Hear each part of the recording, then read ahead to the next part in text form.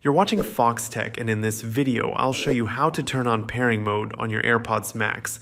Let's get right into it. The AirPods Max don't have a power button, which might feel unusual at first. Apple designed them to be as seamless as possible, including how you pair them. Instead of turning them on manually, everything happens through a set of simple steps using the built-in controls.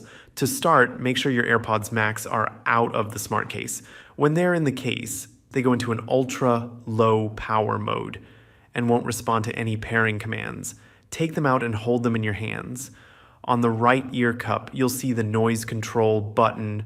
Press and hold that button. Keep holding it until you see the LED light near the charging port start flashing white. That flashing white light is the signal that your AirPods Max are now in pairing mode. Once you see that, open the Bluetooth settings on your iPhone, iPad, or any other compatible device. You should see AirPods Max pop up.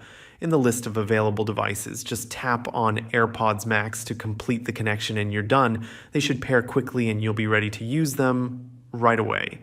Thanks for watching. If this helped, give the video a like and subscribe to Foxtecc for more helpful Apple tips. See you later.